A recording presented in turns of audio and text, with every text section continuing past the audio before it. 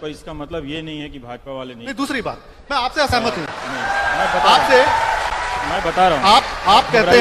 आप कहते हैं कि भगत सिंह से कोई शायद बड़ा नेता मिलने नहीं गया। प्रधानमंत्री, एक सेकंड, अरुंधति रॉय का एक इंटरव्यू आया, ठीक, वो किसी पाकिस्तान के रेडियो से चला था और पाकिस्तान के वेबसाइट से चला था, ऑल्ट न्यूज पे ये डॉक्यूमेंटेड है।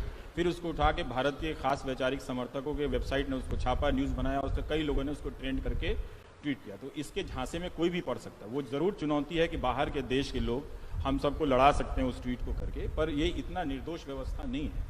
मैं बार बार कह रहा हूं, इस पिक्चर को मत भूलिए कि जिसका स्ट्रक्चर बहुत बड़ा है, जिसके पास ह्यूमन रिसोर्स बहुत बड़ा है।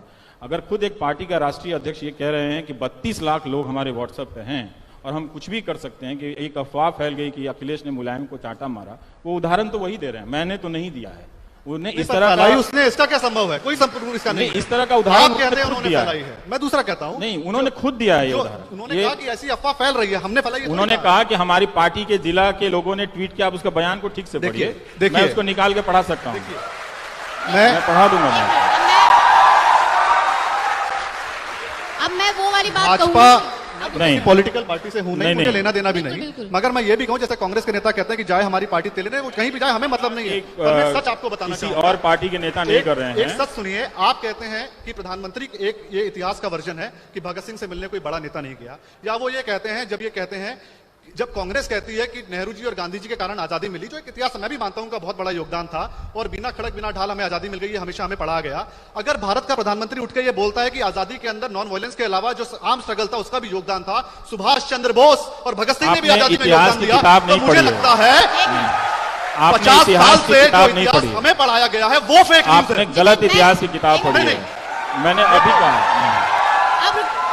तो खाली जो आपका इतिहास है कि खाली नेहरू और गांधी जी, आपने कहा कि पटेल साहब ने जब वो बंबई गए उससे पहले अपने सेक्रेटरी को बुला के कहा कि नेहरू से कितने भी मतभेद हो उनका साथ मत छोड़ना। अगर कोई व्यक्ति ये कहे कि देखिए उनके बीच में मतभेद तो थे, तो फिर उसमें फेक न्यूज कहां है? इसीलिए मैं बता रहा हूं, जो पॉलिटिकल टीका टिप्पणी है उसको फेक न्यूज की कैटेगरी में मत लेके आइए। इतिहास के वर्जन को सुनिए, आप सुनिए। अब मैं कुछ बोलना चाहूंगी। देखिए, पहली बात तो आप उस पर बात करना चाहेंगे, जो हम यहाँ पे सब बैठे जितने लोग हैं, हम सबके अंदर वो चीज है कि आप अपने अपने रुझान के हिसाब से आप तय करते हैं कि जो सामने वाला बोल रहा है वो सच है, जो सामने वाला बोल रहा है वो झूठ है। कोई जरूरी नहीं है कि जो एक व्यक्ति वो कह रहा है आप उसको उसी टाइम समझ लें, उसी टाइम जान लें और उसी को मतलब मान लें कि यही सच है। तो आप आज सारे लोग वही कर रहे हैं। मैं यही कह रहा हूँ, मुझे सामने करने में कोई दिक्कत नहीं है, क्योंकि मुझे पिटने की संभावना कहीं भी है। इतिहास को जब भी इस भावुकता से पेश किया जाए, वो हमेशा ही इतिहास नहीं होता है। कहीं भी इतिहास को अगर आप प्रोफेशनल बड़े हिस्टोरियन की किताबें पढ़ेंगे तो वो किसी का महिमा मंडन बेवजह वो नहीं करता है। राजनीतिक दल जरूर करते हैं, कांग्रेस के पोस्टर पर सरदार पटेल नहीं होंगे, इनके पोस्टर पर होंगे, वो सब करते रहते हैं। लेकिन जो इतिहास की प्रोफेशनल ट्रेनिंग है उसमें खुद ही इतना कंपटीशन है कि एक मैंने जैसे कहा कि सरदार बोस पे ही कई किताबें, राइट लेफ्ट हर तरह के इतिहास के लोगों को लिखे हुए, जिन लोगों ने सरदार भगत सिंह की जेल डायरी और किताबों का संकलन किया है वो और भी लोग थे, मतलब उनका वो कुछ और भी लोग उनसे कहा जा सकता है। तो सरदार भगत सिंह हर जगह हैं, कम्युनिस्ट पार्टी में भी हैं, आरएसएस में भी हैं, कांग्रेस में भी हैं, वो सब जगह हैं। और कई बार जब जाटों का महासम्मेलन होता है तो वहां भी फोटो होता है, जैसे कुर्मी जाति का महासम्मेलन होता है, नीतीश कुमार ने किया था 2014 से पहले, तो वहां भी सरदार पटेल की तस्वीरें थी। तो हम अपने नेताओं का राजनीतिक स्तर पर अलग अलग करते हैं, लेकिन हम छात्र हैं। अगर आप में से कार्यकर्ता हैं, कोई राजनीतिक है, तो पूरा आपका अधिकार है, जो आपकी पार्टी का है वो आप मानते रहिए। लेकिन हम छात्र हैं तो हम हिस्ट्री को इस इमोशनल क्वेश्चन से अगर आप देखने लगेंगे तो यही है, वो फेक न्यूज, फेक इमोशनैलिटी के ट्रैप में फंसेंगे और फिर तालियां बजाएंगे। और जो अब देखिए कितना आसान है, ताली आपने इनके लिए भी बजा दी, वही जनता मेरे लिए भी बजा दी। तो प्लीज मत कीजिए ये काम, प्लीज रैशनैलिटी को लाइए, तार्किकता को लाइए, थोड़ा सा समझिए हमने क्या कहा, इन्होंने क्या कहा, खुद परखिए। मैं बार बार कह रहा हूं कि किसी पे आंख बंद करके भरोसा मत कीजिए, थोड़ा मेहनत कीजिए, आपको पता चलेगा कि कहां क्या नाइंसाफी हुई है, कहां क्या कुछ हुआ है। खुद भी सोचिए कि क्या आप इन नफरत की बातों से, फेक न्यूज की बातों के हटा के क्या आप किसी नेता को पसंद नहीं कर सकते हैं? आप इतने कमजोर कब हो गए, है ना? तो एक बात ये सोचिए। दूसरी बात, पूरी तरह से सहमत हूं और ये करना चाहिए, आपको करना है, क्योंकि ये लड़ाई जो है आप पे कब्जा करने की लड़ाई है, ठीक? न्यूज चैनल जरा सावधानी से देखा कीजिएगा, वरना कब आप दंगाई बन जाएंगे आपको पता नहीं चलेगा। बिल्कुल सही। आप एक गणेश शंकर विद्यार्थी जी का कोट है, तब कांग्रेस की सरकार नहीं थी और तब मीडिया की सरकार नहीं थी, बीजेपी की सरकार नहीं थी और मीडिया की भी सरकार नहीं थी, और ये अच्छा स्लिप ऑफ टंग था। लेकिन देखिएगा कि लोकतंत्र इतिहास में कई बार खतरे में पड़ा है और कई बार उभर कर भी आया है। तो ये एकदम इस बात के लिए तैयार रहना चाहिए कि कभी भी आपकी जरा सी गफलत से आपका लोकतंत्र बर्बाद हो सकता है, आपके योगदान से। तो और मीडिया किस तरह का खेल करता है कि पहला एडिटोरियल है उनका प्रताप साहब का, प्रताप अखबार में जो कानपुर से निकला था, गणेश शंकर विद्यार्थी का, वो लिख रहे हैं, वैसे अभी यहां पूरा अंधकार नहीं हुआ है किंतु लक्षण वैसे ही दिखते हैं। ये 1913 है। इसके बाद यहाँ के समाचार पत्र भी मशीन के समान हो जाएंगे और उनमें काम करने वाले पत्रकार मशीन के पुर्जे। इसके फलस्वरूप ना व्यक्तित्व रहेगा और ना ही सत्य असत्य का अंतर। कितने महान व्यक्ति थे। अन्याय के विरुद्ध डर जाने और अन्याय के विरुद्ध लड़ जाने और न्याय के लिए आफतों के बुलाने की चाह नहीं रहेगी। आप इतने कमजोर हो जाएंगे। जैसे आप पूछते हैं ना, आप इतना कैसे बोल लेते हो, ये सवाल ही आपको बताता है कि आप एक नागरिक के रूप में समाप्त हो चुके हैं। सरकारों ने आपको डराकर समाप्त कर दिया है।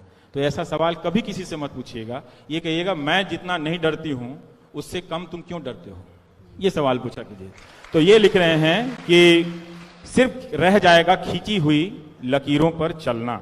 ये गणेश शंकर विद्यार्थी जी का कथन है। तो हमको याद रखना चाहिए, भारत के टेलीविजन को, खासकर हिंदी अखबारों को, हिंदी टेलीविजन को बहुत ही सावधानी से देखिए।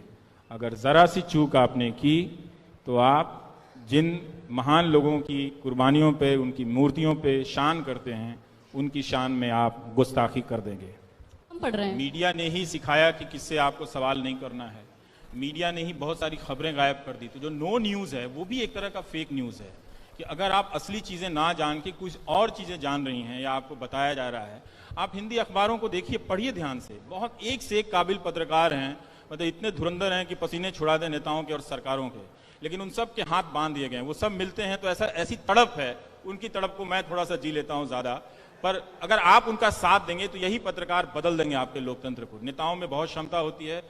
हमारा न्यूज चैनल खासकर और मीडिया, मैं बहुत जिम्मेदारी से कह रहा हूं, जो मुझे पिछले 4 साल में दिखा है और उसके पहले जिस तरह से उसमें गिरावट आ रही थी, वो बहुत होशो हवास में सोच समझ के भारत के इस अर्जित लोकतंत्र को, जिसको पाने के लिए लोगों ने काला पानी की सजा भुगती, उसको बर्बाद कर रहा है।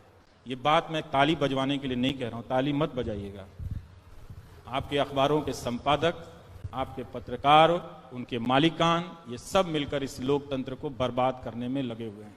अगर आप बतौर नागरिक नहीं उठकर खड़े हुए, इस झूठ से नहीं लड़ पाए, लड़ाई आपकी है कि क्या आप इस झूठ से लड़ पाएंगे, और हारना आपकी नियति है, तो आप इस नियति को बदल पाएंगे।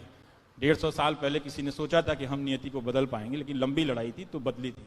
तो ये बहुत जरूरी है कि आप इन न्यूज चैनलों की हरकतों को समझें, इनके जो स्लोगन्स हैं, किस तरह से हिंदू मुस्लिम नफरत की बातें हो रही हैं। क्या आपने यही हिंदुस्तान चाहा था? वो तो जो हो गया 1947 में, वो क्या आपको 2019 में फिर से चाहिए? क्यों चाहिए? और फिर जो सचिवालय के बाहर प्रदर्शन कर रहे हैं नौकरी वाले, उनको क्या चाहिए? उनको तो नौकरी चाहिए ना। तो अपने सवालों को मत बदलने दीजिए, मत भटकने दीजिए। तो मैं जिम्मेदारी से कहता हूं कि हिंदी न्यूज चैनल आपको बर्बाद कर रहे हैं। सबसे पहले आपको दंगाई बना रहे हैं। अंग्रेजी भी आ गए उसमें, और अंग्रेजी भी आ गया है, पर तो मैं हिंदी का हूं तो मैं अंग्रेजी उसकी खबर ज्यादा रखता हूं। पर आप अंग्रेजी से भी, और ये बात कोई लाग लपेट का नहीं है। आप अगर जरा सतर्क हो जाएंगे तो यही सब चीज अच्छा हो जाएगा। और आपके नेताओं में बहुत संभावना है कुछ नया और बड़ा कर देने के लिए। उनके पास लाखों की संख्या में सरकारी कर्मचारी हैं। तो आप अपना सही डिमांड जरा सा बड़ा कीजिए, इन भावनात्मक मुद्दों को छोड़िए। शर्म आनी चाहिए कि एक फिल्म पे, पद्मावत पे, इस देश में 3-3, 4-4 हफ्ते चर्चा हुई है और लड़के लाठी खा जाते हैं यहाँ पे नौकरियों के लिए, उसकी एक तस्वीर टीवी पे नहीं चलती है। अगर ऐसा भारत, अगर ऐसा मीडिया आपको चाहिए, आपको मुबारक। मैं आपको बोल के जा रहा हूं, आपने अपने गर्दिश के दिन तय कर रखे हैं। शायद उसका बुलावा जो है वो आप और तेजी से चाहते हैं कि वो और जल्दी आ जाए, ताकि हम बर्बादी जो है जिसकी हमने चाह की थी